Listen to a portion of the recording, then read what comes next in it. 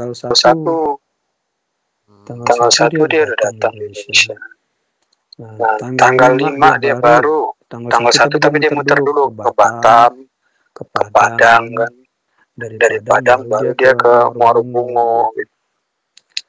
Jadi kita udah rapat di sana dengan beliau, dan beliau juga minta didatangkan orang dari SDM provinsi, dan udah datang juga tuh orang SDM provinsi, wakil SDM-nya langsung. Jadi kemarin itu kan kita tertundanya itu kan karena si pertama kan masalah ya, mohon maaf ya Mas, ya, agak sulit ya, bicaranya agak berat.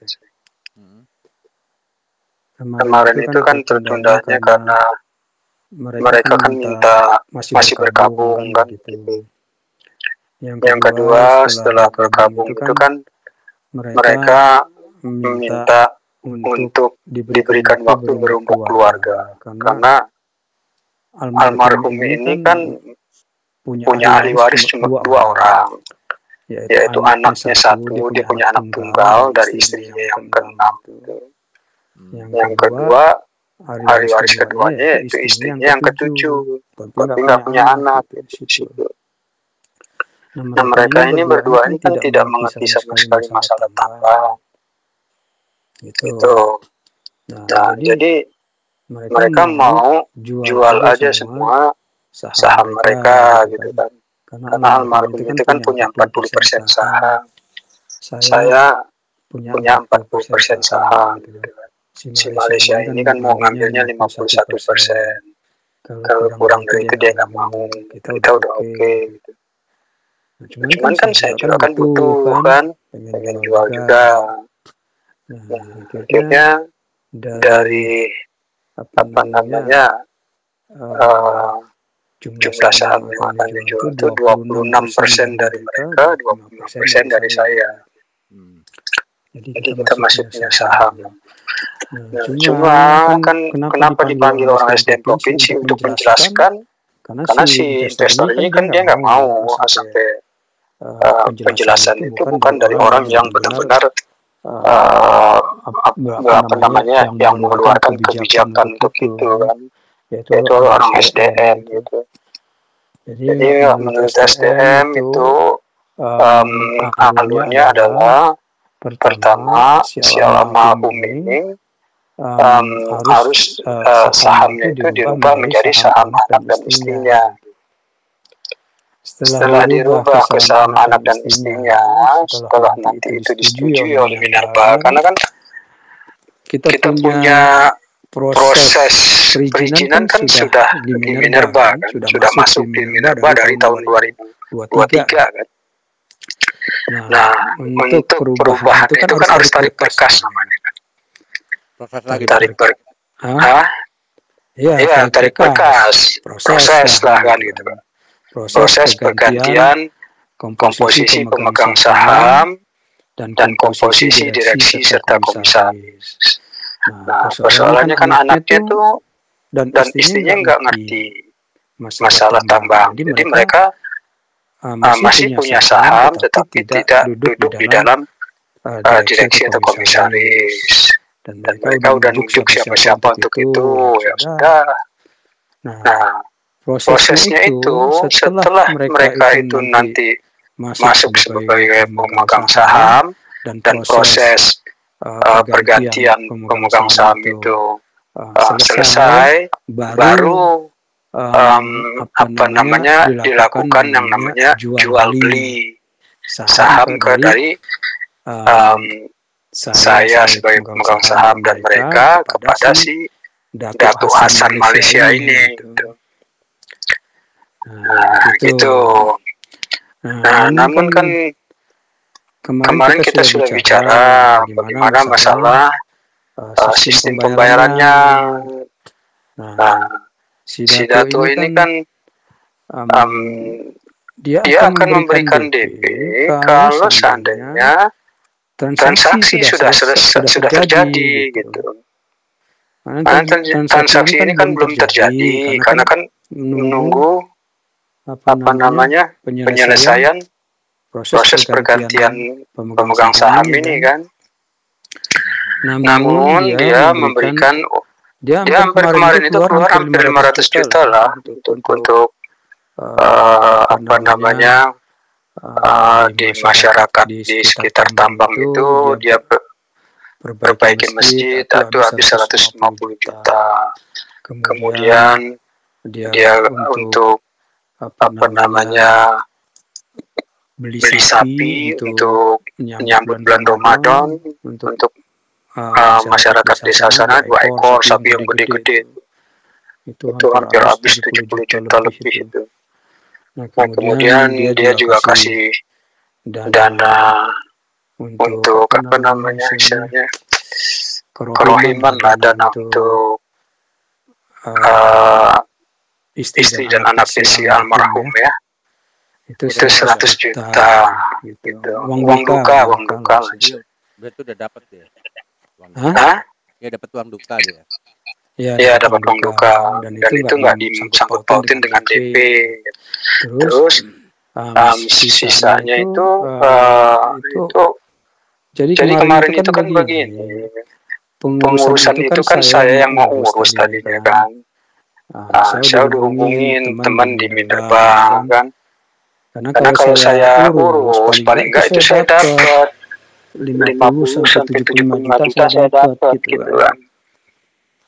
Nah, cuma teman kan mintanya 250 juta tuh direktur Minerba itu minta 250 juta keluar buat saya gitu, buat mereka itu 200 juta cuma saya minta untuk mereka itu jangan 200 juta gitu, 105 juta lah bang ya nanti bisa dibicarain. Ternyata pas si Malaysia ini kan ada orang SDM provinsi di situ kan, wakil kepala SDM provinsi. Mereka sanggup ngurus. Nah, saya kan nggak berdebat di situ kan, nggak mau berdebat di situ kan. Mereka sanggup ngurus dan mereka ngasih harga cuma 150 juta. Gitu. Saya mau bicara apa lagi gitu kan? Ya Allah, udah aja.